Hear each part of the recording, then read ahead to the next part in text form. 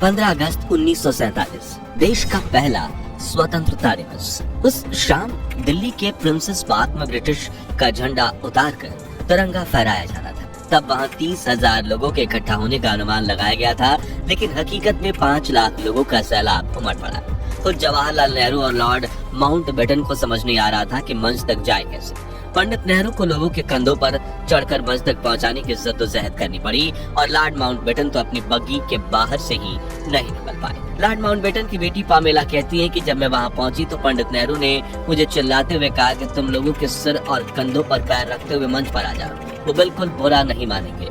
तो मैंने कहा मैंने ऊंची एड़ी वाली सैंडल पहनी है जो लोगों को चुभ सकती है। तब नेहरू फिर बोले तो सैंडल को हाथ में लो और आगे बढ़ो।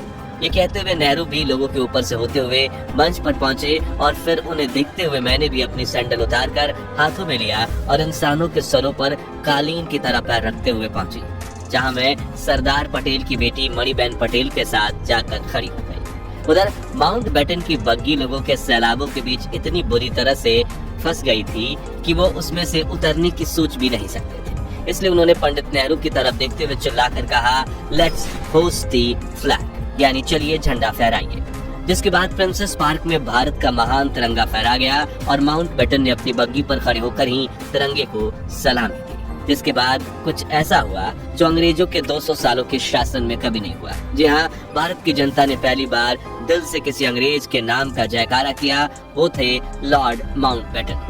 हर तरफ एक ही नारा गूंज रहा था, माउंटबेटन की जय, पंडित माउंटबेटन की जय। उस दिन माउंटबेटन को वो सौभाग्य प्राप्त हुआ जो किसी अंग्रेज को नहीं हुआ और उनकी आंखें खुशी से भर आई। उस समय देश के करोड़ों देशवासियों ने आजादी का जश्न इतने बड़े स्तर पर मनाया कि जय हिंद जय भारत और भारत माता की जय के नारों की गूंज पूरी दुनिया के कोने कोने तक पहुंच गई। और आज की इस खास वीडियो में आपको देश के पहले स्वतंत्र दिवस की सैर पर ले जाने वाले हैं, जिसमें हम कुछ दिलचस्प किस्सों के साथ दुर्लभ वीडियोस भी देखेंगे। बाकायदा हम ब्रिटेन का झंडा उतारकर भारत का तिरंगा लगाने का दुर्लभ वीडियो भी देखेंगे। इन सब की मदद से आप उन खुशनुमा पलों को खुद महसूस कर पाएंगे। आपका सीना गर्व से चौड़ा हो जाएगा और खुशी के आंसुओं से भर जाएंगी आपकी आंखें। तो पूरा वीडियो जरूर देखिएगा। दोस्तों, द्वितीय विश्व युद्ध में भले ही प्राइम मिनिस्टर विंस्टन चर्चिल ने ब्रिटेन को जीत दिलवाई थी, लेकिन इस जंग में ब्रिटिशर्स की कमर टूट गई थी। दूसरी तरफ भारत में आजादी के आंदोलन की रफ्तार काफी तेज हो चुकी थी। नेताजी सुभाष चंद्र बोस की देश के बाहर देश के लिए बनाई गई आजाद हिंद फौज अब जंग के लिए तैयार थी और महात्मा गांधी के नेतृत्व में देश में स्वतंत्रता आंदोलन अपने चरम पर था। जो देख ब्रिटिशर्स ये समझ चुके थे कि अब अगर हम भारत को आजादी नहीं देंगे तो वह हमें बेइज्जत करके देश से बाहर खदेड़ फेंकेंगे। ऐसे में नए प्राइम मिनिस्टर रिचर्ड एटली ने 20 फरवरी 1947 को ब्रिटेन की हाउस ऑफ कॉमन्स में घोषणा करते हुए कहा कि हम 30 जून 1948 तक भारत को पूरी तरह से आजाद कर देंगे। लेकिन समय बीतने के साथ कुछ ऐसा हुआ कि भारत को आजाद करने की तारीख नजदीक आ गई। दरअसल भारत को आजाद करने की जिम्मेदारी देश के आखिरी वायसराय लुईस माउंटबेटन को दी गई थी, जो शुरुआत में इस काम में साल भर का समय लेने वाले थे, लेकिन देश की स्थिति अब नियंत्रण से बाहर होने लगी थी। इसी दौरान एक और स्वतंत्रता सेनानी लगातार संघर्ष कर रहे थे। वहीं दूसरी तरफ अंग्रेजों के डिवाइड एंड रूल षड्यंत्र की वजह से देश के कई इलाकों में जात पात के दंगे भड़क उठे थे। स्थितियां अंग्रेजों के हाथों से बाहर निकल रही थी। तभी ब्रिटिश इंडिया के आखिरी गवर्नर जनरल सी राजगोपालाचारी ने माउंटबेटन को समझाते हुए कहा कि अगर आपने 30 जून 1948 तक इंतजार किया तो वापस करने के लिए आपके पास कोई सत्ता ही नहीं बचेगी। ये बात उनके जहन में बैठ गई थी और लॉर्ड माउंटबेटन ने भारत को जल्द से जल्द आजाद करने का निर्णय लिया और 3 जून 1947 को इस प्रेस कॉन्फ्रेंस में ऐलान कर दिया गया कि 15 अगस्त 1947 के दिन भारत को आजादी दी जाएगी। साथ ही भारत और पाकिस्तान के नाम के 2 देश बनेंगे और इनके संविधान भी अलग अलग होंगे, जिससे लंदन में तो हैरानी का माहौल फैल गया, क्योंकि अब सोने के अंडे देने वाली ये चिड़िया 200 सालों बाद उनके कैद से आजाद होने वाली थी। लेकिन भारत में खुशियों का माहौल फैल गया, क्योंकि जिस आजादी के लिए लाखों फ्रीडम फाइटर्स ने अपनी जान दी थी, अब जल्द ही सभी देशवासी उस आजादी की खुली हवा में सांस लेने वाले थे। दोस्तों, क्या आप जानते हैं कि आजादी के दिन तो 15 अगस्त को चुना गया, लेकिन तब आजादी का समारोह 14 अगस्त की दरमियानी रात को ही क्यों शुरू कर दिया गया था? तो इसके पीछे भी एक खास कारण था। दरअसल भारत के वरिष्ठ ज्योतिषियों के मुताबिक 15 अगस्त का दिन शुभ नहीं था। उन्होंने कहा कि ग्रह नक्षत्र की स्थितियों के लिहाज से 15 अगस्त को इतना महत्वपूर्ण काम नहीं किया जा सकता और सौभाग्य से 14 अगस्त के दिन सितारों की स्थिति 15 अगस्त की तुलना में ज्यादा बेहतर थी। लिहाजा फैसला लिया गया कि 14 अगस्त 1947 की ठीक आधी रात को यदि भारत को आजाद कर दिया जाए तो यह हर तरह से बेहतर साबित होगा। वायसराय लॉर्ड माउंटबेटन ने यह प्रस्ताव स्वीकार किया और 14 अगस्त की रात 11 बजे संसद भवन के सेंट्रल हॉल में स्वतंत्रता दिवस समारोह आयोजित किया गया, जिसकी शुरुआत सुचेता कृपलानी ने की, जो 60 के दशक में उत्तर प्रदेश की पहली महिला मुख्यमंत्री बनी। पहले अल्लामा इकबाल का गीत सारे जहां से अच्छा और फिर बंकिम चटर्जी का वंदे मातरम गाया, जो बाद में भारत का राष्ट्रगीत बना।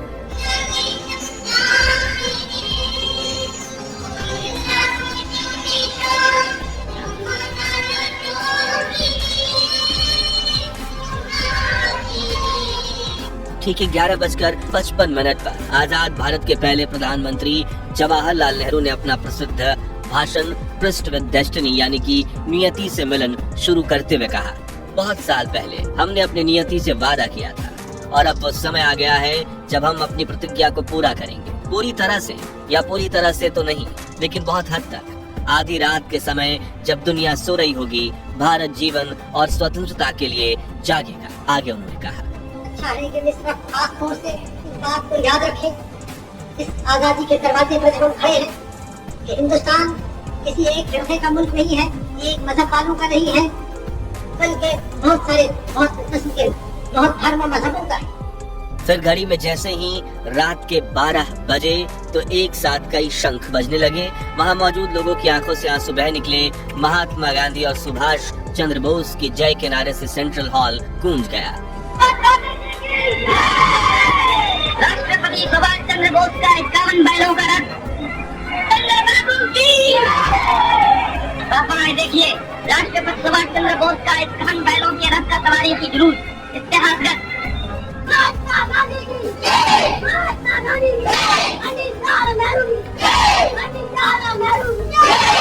जिसके बाद आजादी के लिए शहीद हुए स्वातंत्र्य के सेनानियों की याद में 2 मिनट का मौन भी रखा गया। आजादी के शहीदों यानी आजादी की जंग में जान कुर्बान करने वाले बहादुरों की याद में 2 मिनट की खामोशी। वहीं बाहर तेज हवा के साथ बारिश में भी हजारों भारतीय इस क्षण का इंतजार कर रहे थे। जैसे ही नेहरू संसद भवन से बाहर निकले, मानो हर कोई उन्हें घेर लेना चाहता था। वरिष्ठ पत्रकार खुशवंत सिंह बताते हैं, हम सब रो रहे थे, एक दूसरे की भावनाओं में बह गए थे और आसपास बेअनजान लोग भी खुशी से एक दूसरे को गले लगा रहे थे। कुछ समय बाद जवाहरलाल नेहरू और राजेंद्र प्रसाद लॉर्ड माउंटबेटन को औपचारिक रूप से भारत के पहले गवर्नर जनरल बनाने का न्योता देने पहुंचे। माउंटबेटन ने उनका अनुरोध तहे दिल से स्वीकार किया। उन्होंने पोर्ट वाइन की एक बोतल निकाली और अपने हाथों से अपने मेहमानों को वो शराब परोस दी। फिर अपना गिलास भरकर उन्होंने अपना हाथ ऊंचा किया, बोले टू इंडिया। जिसके बाद पंडित नेहरू ने उन्हें एक लिफाफा देते हुए कहा, इसमें उन मंत्रियों के नाम है जिन्हें कल शपथ दिलाई जाएगी। पंडित नेहरू के जाने के बाद जब माउंटबेटन ने ये लिफाफा खोला तो उनकी हंसी छूट गई, क्योंकि वो खाली था। पंडित जी आजादी के दिन इतने खुश थे कि वो उस लिफाफे में मंत्रियों के नाम वाला कागज ही रखना भूल गए थे। उस रात दिल्ली की सड़कों का वर्णन करते हुए एक अमेरिकन पत्रकार ने लिखा कि सड़कों पर लोग खुशी से चिल्ला रहे थे। हिंदू, मुसलमान और सिख सभी आजादी का जश्न मना रहे थे। ऐसा लग रहा था कि नए साल की पहली शाम का न्यूयॉर्क के टाइम स्क्वायर का नजारा। मित्रों, आजादी का यह समारोह सिर्फ दिल्ली तक सीमित नहीं था, बल्कि देश के हर कोने में स्वतंत्रता दिवस का जश्न मनाया जा रहा था। जैसे सपनों के शहर मुंबई में शहर के मेयर ने ताज जैसे खूबसूरत होटल में रात्रि भोज का आयोजन किया। हिंदुओं के धार्मिक शहर बनारस में एक मुसलमान द्वारा राष्ट्रीय झंडा फहराया गया, तो वहीं उत्तर पूर्व के पहाड़ी शहर शिलोंग में गवर्नर ने एक समारोह की अध्यक्षता में 4 जवानों द्वारा राष्ट्रीय झंडा फहराया गया। इन नौजवानों में हिंदू, मुसलमान और लड़की लड़कियां 2 जोड़ों में थे। यहाँ दिल्ली में आजादी का जश्न मनाकर कुछ लोग अपने घर चले गए, तो कुछ वहीं संसद भवन के पास हरे लॉन में और फुटपाथ पर सो गए। 15 अगस्त की सुबह 8:30 बजे लॉर्ड माउंटबेटन ने जवाहरलाल नेहरू को स्वतंत्र भारत के प्रथम प्रधानमंत्री के रूप में शपथ दिलाई। आइए इस ऐतिहासिक क्षण की दुर्लभ वीडियो देखते हैं। और हमारे सब प्रधानों के सामने फेडरल कोर्ट के चीफ जस्टिस न्यायमूर्ति श्री हरिलाल खंडिया के हाथों देश सेवा की शपथ लेते हैं। इसी तरह गवर्नर जनरल के हाथों अपनी नई हुकूमत के मुख्य प्रधान पंडित नेहरू और दूसरे प्रधान देश सेवा की शपथ ले रहे हैं। बाहर खड़े हुए लोगों का जोश खरोश बढ़ रहा है, इस इंतजार में बेताब है कि कब नेताओं के दर्शन होंगे। आप स्वतंत्र भारत के पहले मुखिया। अगले दिन दिल्ली की सड़कों पर लाखों लोगों का सैलाब उमड़ पड़ा। सड़कें लोगों से इतनी खचाखच भरी हुई थी कि गाड़ी छोड़िए साइकिल पर भी सफर करना मुमकिन नहीं था। शाम 5 बजे इंडिया गेट के पास प्रिंसेस पार्क में माउंटबेटन को भारत का तिरंगा झंडा फहराना था और ये अनुमान लगाया गया था करीब 30,000 लोग आएंगे, लेकिन लोगों की भीड़ बढ़ती गई और पूरे इलाके में 5 लाख लोग इकट्ठा हो गए। इतनी भीड़ भारत के इतिहास में कुंभ स्नान के सिवाय किसी भी अवसर पर एकत्रित नहीं हुई थी।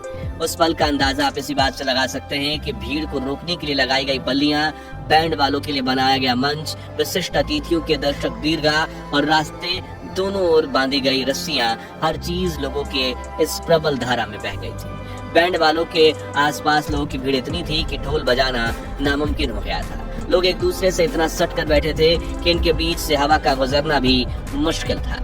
इंग्लिश राइटर डोमिनिक लैपियर और लैरी कॉलिंस ने अपनी किताब फ्रीडम एट मिडनाइट में लिखा था कि उस भीड़ में हजारों ऐसी औरतें भी थीं जो अपने दूध पीते बच्चों को सीने से लगाए हुई थी, इस डर से कि कहीं उनके बच्चे बढ़ती हुई भीड़ में पिचक न जाए। जब उन्हें भीड़ का धक्का लगता था वो अपने बच्चों को उन्हें रबड़ की गेंद की तरह हवा में उछाल देती और जब वो नीचे गिरता तो उन्हें पकड़कर फिर से उछाल देती। एक क्षण में हवा में इस तरह कई बच्चे उछाल दिए गए। मंच पर खड़ी लॉर्ड माउंटबेटन की 17 साल की बेटी पामेला की आंखें आश्चर्य से फटी की फटी रह गईं। वो सोचने लगी, हे भगवान, यहाँ तो बच्चों की बारिश हो रही है। प्रिंसेस पार्क में भारत के तिरंगे को लहराता देखने का सौभाग्य जिस भी भारतीयों को प्राप्त हुआ उनका जीवन धन्य हो गया, क्योंकि 200 सालों की कड़ी तपस्या के बाद जब आजादी का तिरंगा फहराया गया तब अचानक से तेज हवाएं चलने लगी और तिरंगे के ठीक पीछे एक इंद्रधनुष उभर आया, मानो प्रकृति भी भारत की आजादी का जश्न मना रही हो। ऐसा ही माहौल पूरे देश में था। हर जगह जुलूस निकल रहे थे, लोग खुशी से एक दूसरे को गले लगा रहे थे और आजादी के जश्न को मना रहे थे। हालांकि देश के कुछ हिस्सों में लोग बंटवारे का दर्द भी सह रहे थे। उनके लिए 14 अगस्त की रात खुशनुमा नहीं बल्कि दुख, दर्द और पीड़ा भरी काली रात थी। इस विषय में आप हमारी डिटेल्ड वीडियो डिस्क्रिप्शन में दी हुई लिंक से देख सकते हैं। और यही कारण है कि 15 अगस्त के दिन यहाँ राष्ट्रपिता महात्मा गांधी, जिनकी भारत की आजादी में अहम भूमिका थी, वो नहीं दिखाई दे रहे, क्योंकि उस वक्त वो ना तो संसद में दिखे थे, ना राष्ट्रपति भवन में, ना इंडिया गेट पर और ना ही लाल किले पर। 14 अगस्त की रात प्रधानमंत्री जवाहरलाल नेहरू ने जो भाषण दिया था वो भाषण गांधी जी ने नहीं सुना था, बल्कि उस रात वो 9 बजे ही सोने चले गए थे। उस वक्त गांधी जी कलकत्ता के बेलिया घाट में लगभग खंडेर की हैदरी मंजिल नाम की हवेली में विश्राम कर रहे थे, क्योंकि देश के बंटवारे से शुरू हुई सांप्रदायिक हिंसा को शांत करवाने के लिए बापू 13 अगस्त को कलकत्ता पहुंचे, जहां वो हिंसक प्रवृत्तियों को रोकने की कोशिश कर रहे थे। 15 अगस्त की सुबह 2 बजे वो नींद से उठे और हिंसक दंगे रोकने और शांति स्थापित करने के लिए उपवास रखा। इसके बाद उन्होंने गीता पाठ करवाया और दोपहर के वक्त बेलिया घाट में एक प्रार्थना सभा में पहुंचे, जहां समाज के हर तबके के लोग मौजूद थे। जी हाँ, इस तरह आजादी के दिन महात्मा गांधी ने अन्न का एक भी निवाला नहीं खाया था और वो आजादी के जश्न से भी दूर थे, क्योंकि वो देश में दंगे फसाद रोकना चाहते थे। तो साथियों, 15 अगस्त 1947 भारत के महान इतिहास का वह ऐतिहासिक दिन था जब हमारे देश को आजादी मिली। वही आजादी जिसके लिए भगत सिंह, राजगुरु सुखदेव, चंद्रशेखर आजाद जैसे लाखों क्रांतिकारियों ने हंसते हंसते अपने प्राण की आहुति दी थी।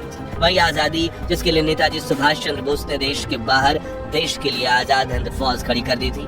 वही आजादी जिससे अहिंसा से पाने की कोशिश में महात्मा गांधी, सरदार पटेल और पंडित जवाहरलाल नेहरू के साथ करोड़ों भारतीयों का काफिला खड़ा था। तो दोस्तों, अगर आप भी देश को आजादी दिलवाने वाले फ्रीडम फाइटर्स पर गर्व करते हैं तो उनके सम्मान में कमेंट बॉक्स में जय हिंद, जय भारत जरूर लिखें। ये वीडियो अच्छा लगा हो तो लाइक और शेयर करके 11,000 लाइक्स के लक्ष्य को हासिल करने में हमारी मदद कीजिए। और भारत के महान इतिहास से जुड़े ऐसे ही दुर्लभ वीडियोस के लिए हमारे चैनल को सब्सक्राइब करके पास वाली घंटी जरूर बजा दीजिए। मिलते हैं अगली वीडियो में। जय हिंद, वंदे मातरम।